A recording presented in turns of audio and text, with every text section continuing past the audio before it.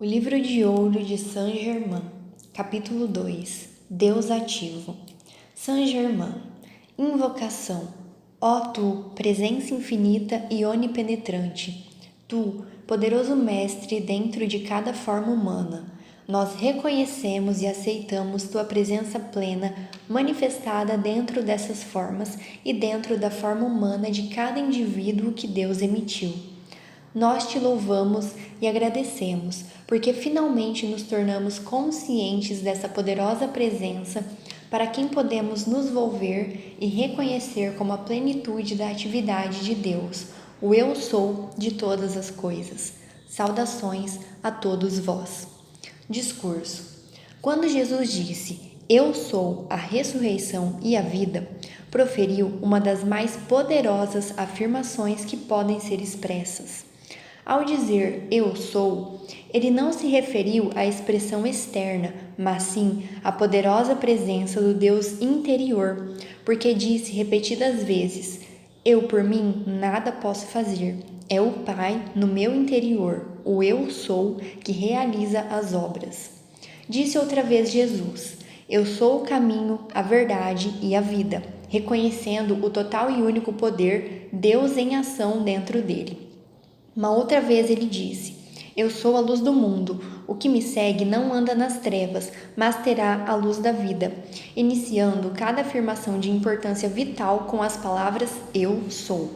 Considerar o eu sou como toda e qualquer coisa que desejais ser é um dos mais poderosos meios para liberar o poder interno de Deus, amor, sabedoria e verdade e pô-lo em ação na experiência externa.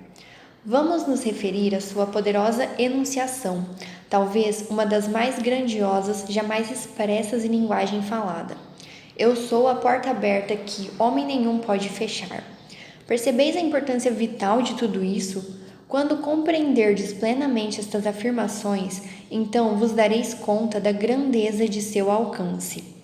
No momento que reconhecerdes e aceitardes plenamente eu sou, como a poderosa presença de Deus em vós, em ação, tereis dado um dos mais importantes passos para a libertação.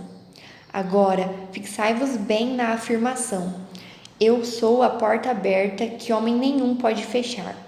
Se puderdes compreendê-la, tereis a chave que vos permitirá atravessar o véu da matéria, carregando convosco toda a consciência que gerastes ou acumulastes, que é imperfeita, para então transmutá-la ou elevá-la até a perfeição na qual ingressastes.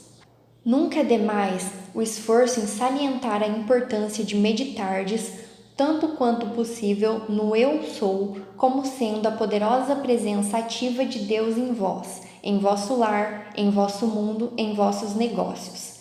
Cada vez que respirais, é Deus em ação em vós. Vossa faculdade de expressar ou emitir pensamentos e sentimentos é Deus agindo em vós.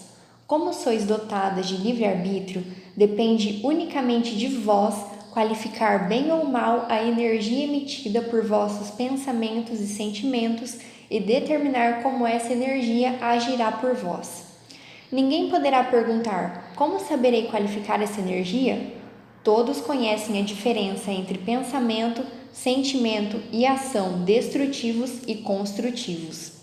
O discípulo que está recebendo esta instrução deverá constantemente analisar o motivo que se acha por detrás da questão e investigar se esse motivo contém algum sentimento de orgulho intelectual, arrogância ou teimosia na mente externa e no corpo. Se houver no motivo um desejo oculto de inquirir para provar que a instrução está errada, ao invés de receber a bênção e a verdade pretendidas, o indivíduo inconscientemente fechará a porta por algum tempo à capacidade de receber o bem que lhe foi oferecido. Quero ainda lembrar aos discípulos, não obstante suas opiniões pessoais a respeito do que possa ser a verdade, que experimentei por muitos séculos essas instruções condensadas que estão sendo agora divulgadas. Se alguém desejar receber o maior benefício possível e o entendimento que trarão, com absoluta certeza, sua independência e libertação, deverá ouvir com a mente inteiramente aberta, ciente de que o Eu Sou, a ativa presença de Deus em cada um, é sua capacidade infalível de receber aceitar e aplicar sem limite a instrução que está sendo ministrada. Ela é acompanhada de uma radiação que tornará possível a alguns discípulos hoje em dia entenderem essas simples, ainda que poderosas, asserções da verdade para sua grande bênção e libertação. Durante muitos séculos tem sido repetido à humanidade: ninguém pode servir a dois senhores. E por que isto é assim? Primeiro, porque só existe uma inteligência, uma presença, um poder com capacidade de agir, e é a presença de Deus agindo em vós. Quando vos inclinais à manifestação externa, dando poder a toda espécie de expressões e aparências, estáis tentando servir a um senhor falso e usurpador, porque a expressão externa só tem possibilidade de encontrar uma aparência através do uso da poderosa energia de Deus. Vossa capacidade de erguer a mão e ainda a vida fluindo através do sistema nervoso de vossa forma externa é Deus em ação em vosso corpo. Amados discípulos, experimentai empregar este meio simples de memorizar Deus em ação em vós. Por ocasião de sairdes à rua, pensai por um instante: isto representa a inteligência e o poder de Deus que me permitem caminhar, e esta é sua inteligência mediante a qual eu sei para onde me dirijo. Então, vereis que não é mais possível deixar de compreender que cada movimento que fazeis é Deus em ação. Cada pensamento em vossa mente é energia divina que vos dá a possibilidade de pensar. Quando admitirdes isso como um fato, e não pode haver dúvida a respeito, por que não adorar, depositar toda a confiança, crença e fé e aceitar essa poderosa presença de Deus em ação em vós, em vez de considerar a expressão externa, que é vestida, qualificada e colorida pelo exterior, ou seja, o conceito humano das coisas, indiferente à una-poderosa presença que permite ao externo expressar-se? Toda forma externa não é senão uma parte da vida mediante a qual cada indivíduo deve reconhecer, através das próprias experiências, a verdadeira fonte do seu ser e retornar à plenitude da perfeição por meio da sabedoria autoconsciente assim alcançada. A experiência externa da vida nada mais é que um incessante e imutável filme passageiro que a mente externa criou, presumindo ser o autor real. De modo que a atenção se fixa constantemente no exterior, que só contém imperfeição, a ponto de os filhos de Deus esquecerem sua própria divindade, mas a ela devem retornar.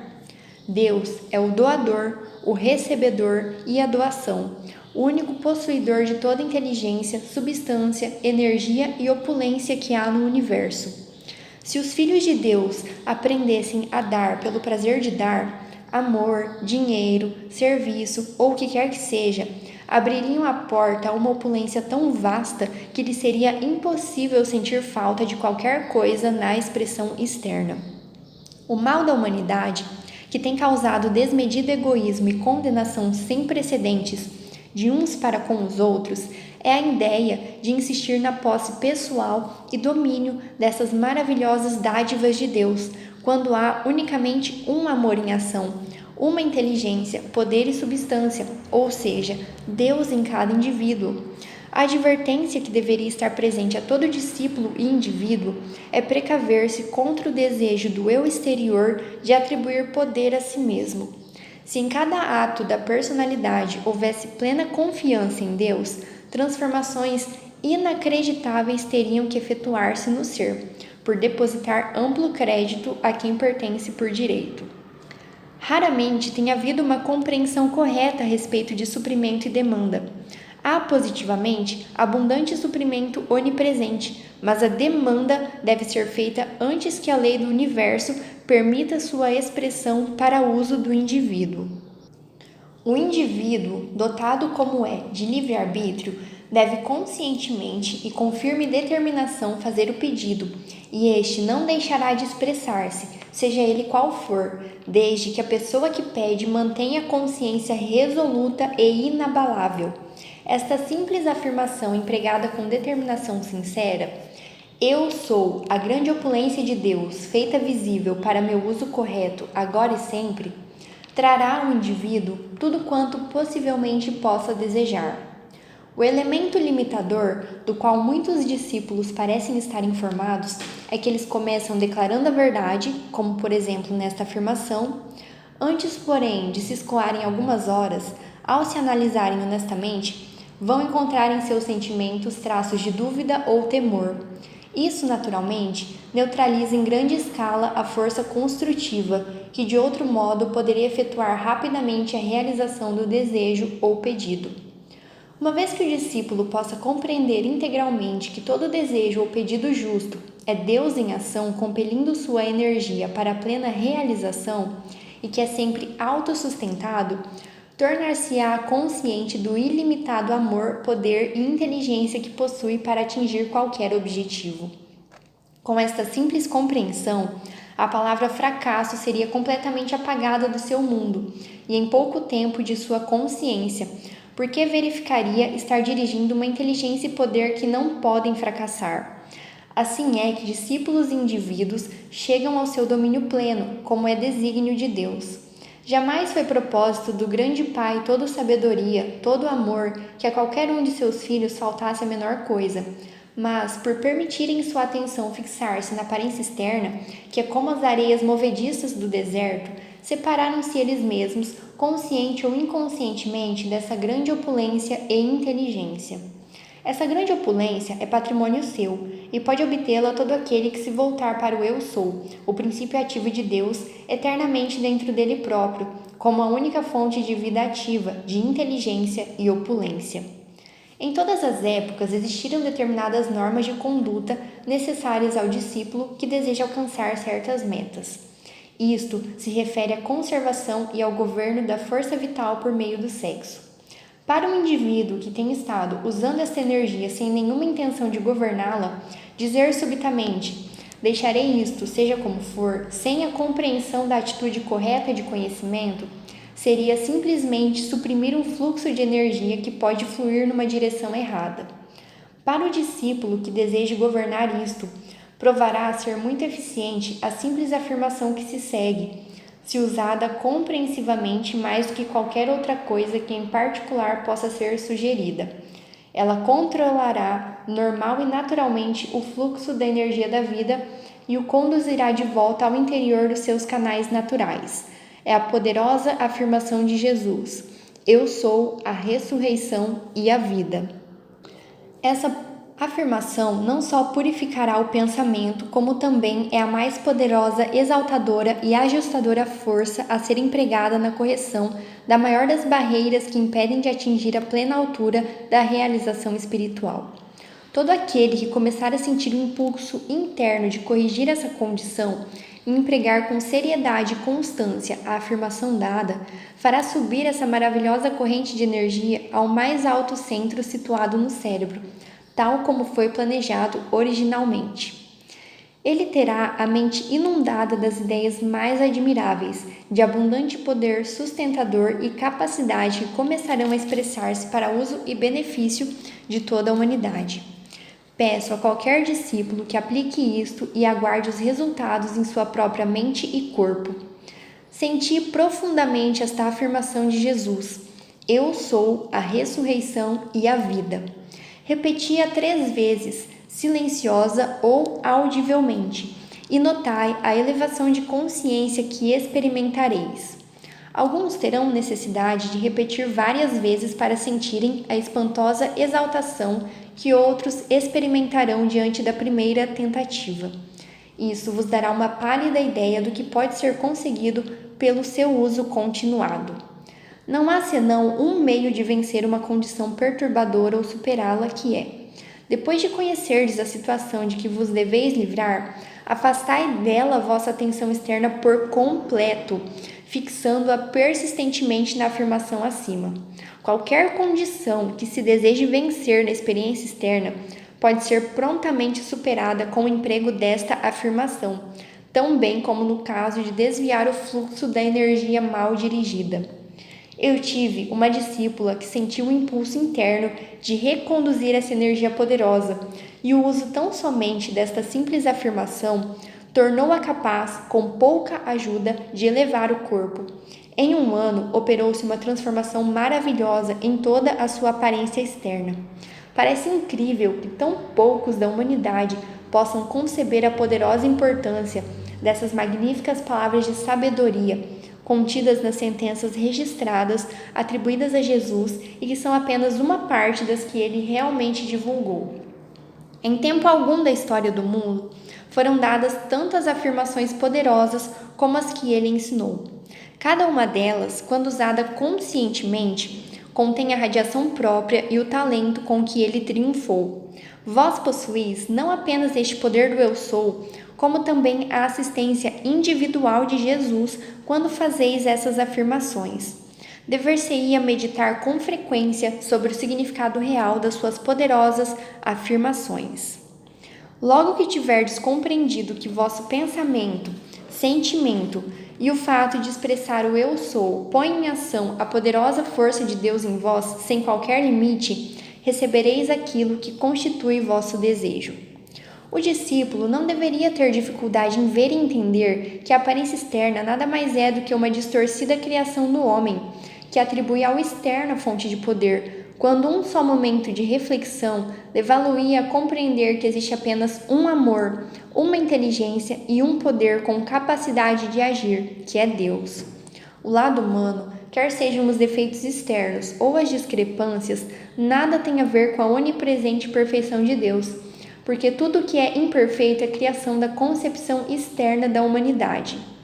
Se o homem voltar-se para o seu eu superior, sabendo que Deus é toda perfeição e que qualquer aparência externa é apenas criação humana, por meio do uso indevido do poder de Deus, se considerar e aceitar sinceramente a perfeição de Deus, verá em seguida manifestar-se em sua vida e experiência essa mesma perfeição poderosa.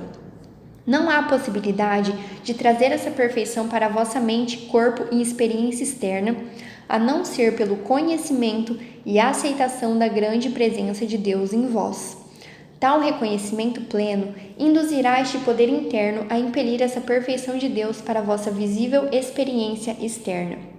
Dizei aos discípulos, como um mensageiro dessa verdade, eu sou, divulgando afirmações da verdade que positivamente produzirão resultados se forem mantidas e usadas sem esmorecimento. Os discípulos pensam que elas não darão resultado, isso porque fazem hoje uma coisa e na semana seguinte esquecem tudo. O desejo de luz e verdade é a presença de Deus no desejo, impelindo a si mesma a entrar em ação. Para obter iluminação, usai esta sentença: eu sou a plena compreensão e iluminação deste assunto que eu preciso saber e compreender. No dia em que vossos olhos se abrirem para ver alguns desses maravilhosos seres ascensionados, vossa alegria perdurará por toda a eternidade. Se uma pessoa não assumir a atitude, eu tenho capacidade para fazer isto, nunca no mundo poderá realizar aquilo que deseja. No momento em que declarais, eu sou a ressurreição e a vida, em pensamento e sentimento, imediatamente volta-se toda a energia de vosso ser para o centro, dentro do cérebro, que é a fonte de vosso ser. Não podeis aquilatar a força contida nessa afirmação. Não há limite para o que podeis, por meio dela, conseguir. Foi a afirmação que Jesus mais empregou em suas mais difíceis provações. Tende sempre em mente que, quando decretais uma coisa construtiva, é Deus em vós induzindo-vos a fazê-la. A coisa mais tola que se possa imaginar é perguntar: já comprovastes isso em vossa experiência? Todo indivíduo tem de tirar a prova por si mesmo. Do contrário, ela não terá significação alguma para ele. Nada realmente tem significação para quem quer que seja, até o dia em que disso faça uso. O sentimento traz consigo uma certa visão coexistente. Muitas vezes sente-se uma coisa com grande clareza, porque na realidade está sendo percebida do ponto de vista interior. À medida que entrais no estado ascensionado, pensamento, sentimento, visão e cor se vos manifestam quase simultaneamente. O som, quando harmonioso, é suave, razão porque a música que enleva é a mais repousante em seus efeitos, enquanto que a música estrondosa é justamente o oposto.